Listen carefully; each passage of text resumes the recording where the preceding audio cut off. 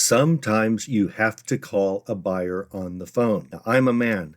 I don't like talking. I would rather get a root canal than speak on the telephone. I'd rather give Rosie O'Donnell mouth to mouth than talk on a telephone. But sometimes it's critical. Maybe you have an item you're wrapping and you broke it during wrapping. At that point, I would try to call that buyer and make as nice as you can, apologize to that buyer, and try to figure out what you can do to make it right. That way you get the buyer on your side. You apologize. Don't say, I'm sorry. Say, please forgive me. You deserve to get what you expect to get, what you paid for. I want to make that possible. But first, I want to refund all your money. And then we're going to work this out. Maybe I can find one for you. Maybe you can find one you'd like better, and I'll buy it for you. Something like that. Whatever you need to do to fix a situation that you caused, you should call in that case. Be very careful. Until there is a transaction done and until a buyer buys something from you, heaven forbid if they ask you for a phone number, deny them. Do not give it. If they want to talk to you about an item that you're selling, say, as per eBay rules, we need to stick to the eBay message system for our communications. So let me know by replying to this eBay message what it is you are concerned with. If they're legitimate, and they usually are not, if they're legitimate, they will reply by messages. If they're not legitimate, they're probably trying to scam you somehow. It's really best just to not respond to someone who asks you for your phone number. It's really best to do that. Even though we should answer all eBay messages as soon as possible, that's one you shouldn't answer. eBay's always looking for this. They're always scanning messages, looking to see if people are trying to make a deal off the eBay platform for something that's on the eBay platform. eBay wants their money. eBay deserves their money. eBay's the one that brought you two together. But once a sale has taken place,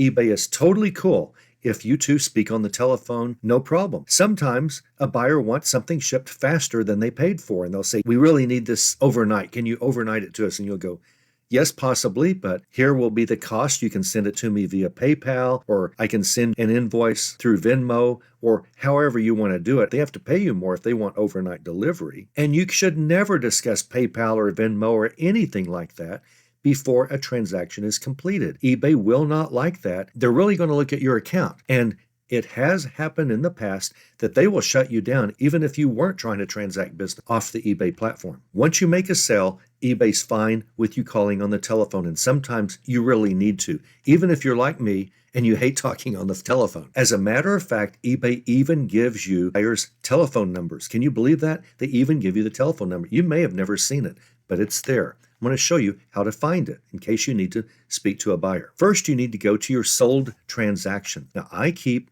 a lot of eBay links up here on my browser window under the bookmarks tab, and this is possible with Chrome, it's possible with Microsoft Edge, all of the major browsers, you can do this. I like to put sold at the top, and I'll give you the link here that you can create a shortcut for. Just click sold, and that will give you all of your sold items. Now I'm going to scroll down. Now I'm hiding the buyer's name and ID and all of that.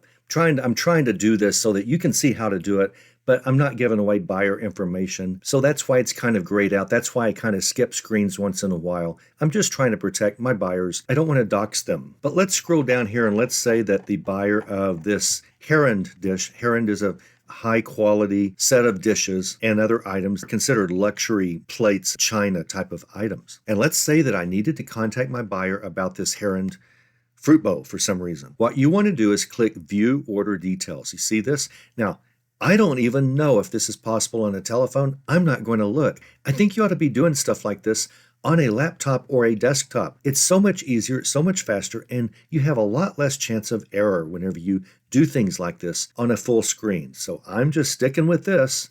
And if it's possible by phone and you really need to do it on a cell phone using the eBay app, knock yourself out. But I think it's best that you do things like this on a computer. That's why I almost always show you a computer screen when I'm showing you how to do eBay properly. Click the View Order Details, and then let's scroll down a little bit. And I'm, again, trying to hide some things just to protect my buyer. No big deal. But what you want to do, see Show Contact Information. See that there? You want to click that down arrow, and it will expand, showing you the buyer's phone number right here. That's the buyer's phone number. You can call your buyer after any transaction has been paid for. Now, this is an international buyer. I'm going to go back. I have a feeling she's in Canada, and I just did a quick look, and yes, the 416 area code is Toronto, Canada.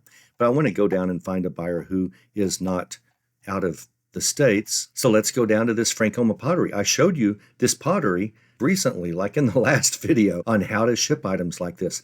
It's actually a very good video, if I do say so myself, and I do, of how to ship heavy pottery, glassware, heavy fragile items. I show you exactly how to do it. I know there are 1,000 videos out there on how to do it.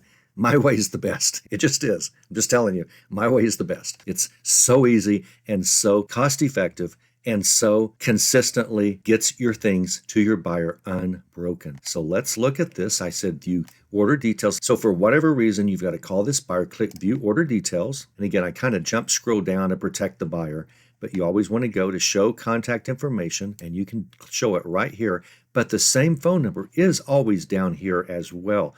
Now, previously on that last screen, this phone number differed because it was for eBay's international shipping location in Illinois, I believe. And that phone number was not the phone number to my buyer. And that was just a bad one to start off with. It was just luck of the draw. So you cannot always go by this phone number. You should always go by the phone number up here where it says show contact information. Click the down arrow and the buyer's phone number will be right there. Now it says that's the buyer's email. It technically is, but it's not. This is an email that eBay makes up just for this buyer. And you can use email to contact this buyer, and eBay makes sure that they read that email before your buyer gets it. eBay doesn't want any funny business going on, and it's perfectly fine. eBay does this. They keep the platform honest and safe for us. And also they make sure their income is protected, and that's fine too. We want eBay to make a lot of money because that means we're making a lot of sales.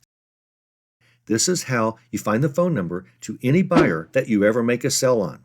As long as you don't ask for or give your phone number before the sale takes place, eBay doesn't mind at all that you call buyers. And sometimes it really helps you head off problems before they happen. If you can speak to the buyer, it helps personalize you. It helps show the buyer you're just a person too trying to make everything right. It shows the buyer you're not trying to rip them off. If there is a problem with the order on your end, it shows the buyer you want to work with her and help her find what she really wants, even though this one may not have worked out because you broke it or something. But here's how you call your buyer if you ever want to.